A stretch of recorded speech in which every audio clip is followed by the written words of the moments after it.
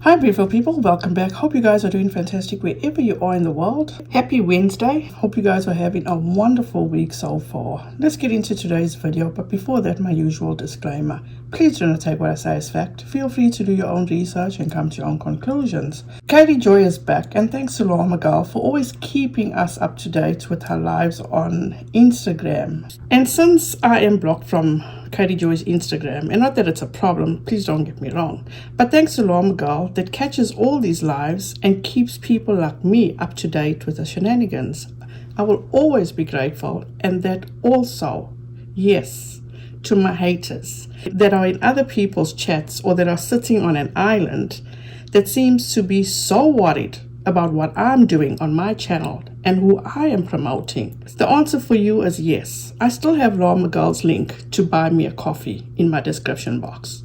It will not be removed anytime soon. As long as I'm on YouTube, it will remain there. And if you or anyone else has a problem with that, that's a you problem. And you know who you are. And for anybody else out there who seem to have a problem with it, all I can really say is just mind your business. Easy as that. With all that said, if you would like to show your appreciation to Laura McGill for all the work she puts in to keep us up to date, you can find a link, as I said, in my description box. Thank you so much, Laura McGill. I appreciate you not only for keeping me in the loop, but I appreciate you for you. Also, if you would like, I will leave her link to her Twitter in my description box. Feel free to go and follow her.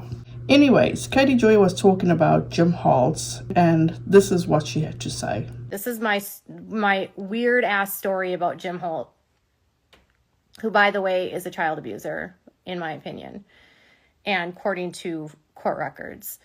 But it was around after the trial or something, and he wanted to talk with me, and he and Bobby wanted to meet me or something. They had been watching my channel, and so we set up this time to do a Zoom call, and it was really bizarre because they kept me on Zoom for like 4 hours.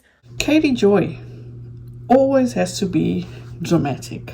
You, Kody Joy, above all people, should know that we all have choices. You could have left that Zoom call. Jim Holt was not holding you hostage. He wasn't threatening you to keep you on that call. In my opinion, you stuck it out and realized after the fact that he didn't give you any information that you found to be valuable to use against anybody, and you just felt those 4 hours was a waste of time. Now you're just bitching about it. And he was so inappropriate, you guys. This man, if this is how IBLP men act, it was so disgusting. Like, how, like, overtly sexual he was about things. And I was like, dude, I'm married. And he wasn't coming on to me by no means. He wasn't like saying you're attractive or anything like that. He was just talking about their sex life. And I was like, dude, I don't need to hear this at all. Like, at all. This is not what I'm interested in. I don't really care what you and Bobby are doing, you know? This is weird. Oh no, Jim Holt, how dare you? Kody Joy clearly did not appreciate how you were discussing your sex life with your wife. But I'm sure she would have appreciated if somebody else had told her about your sex life with your wife, so she could have also shared it with the class. But also, she had no problem when listening to someone else tell her about Kody Brown's marriage and their sex life and what he does behind closed doors with his then wives. So she was so taken up with when somebody else told her about Kody Brown's sex life. Don't get it twisted. Not Kody Brown told her. A friend of Kody Brown told her about Kody Brown's sex life, that she felt the need to share it with the class. He was so inexperienced in his sex life before with Mary. They were both just innocent Mormon kids that knew nothing about sex. And then I've talked to a friend of Kody's that's explained this to me. Janelle came in and taught him about sex. So Janelle was like the original Robin, basically. But yeah, then Christine came in, but he didn't marry Christine because he loved her. You don't get blocked by the women. I get blocked by them because I actually talk about the truth of like what's happening. Did one of their friends told me that they don't think that Kody and Mary like really knew how to have kids until Janelle showed up. They weren't sure that they knew how to put it in the right place. And he didn't know how to do it until Janelle came around. He apparently likes the backside. Oh my God. This is literally coming from a friend of theirs that was like 35 years of being a friend. You know what is weird to me? For someone that claims to be an advocate for people in the IBLP and also claims to be one that knows more than anyone else about the IBLP, and that she is still questioning if men or all men in the IBLP act this way. Wouldn't she, with all her sources and contacts, know by now if men in the IBLP do act this way? If that makes sense at all. Or is she fabricating a story to get people to dislike Jim Holt, and not that they need a story like this to dislike him? Because I'm sure people, by even knowing that he is in the IBLP, would have an issue with him or would make them not like him.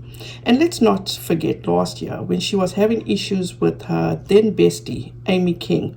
She went on a live on Instagram to shame Amy Duggar because she was friends with people that hit their kids in their face.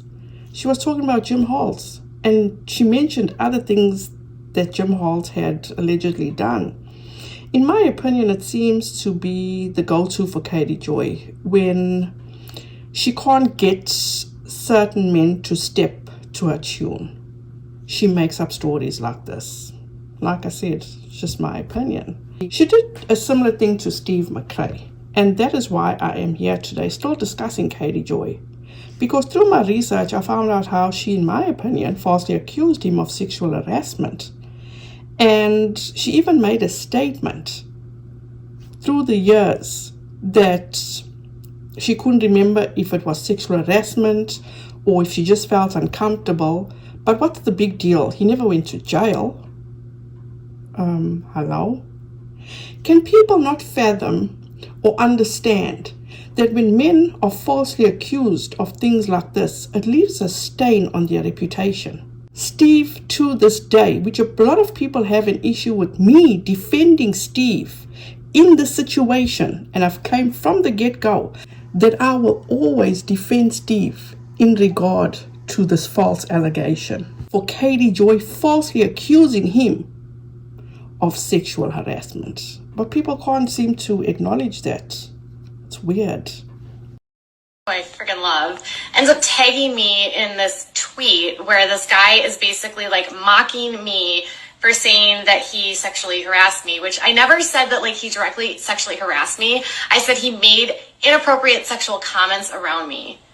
And it was when we were doing live streams. And I think sometimes when you guys like are in the creative world, there's like this, people don't sometimes look at what we're doing as a job, and so they don't have their guards up and they're not acting like professionals.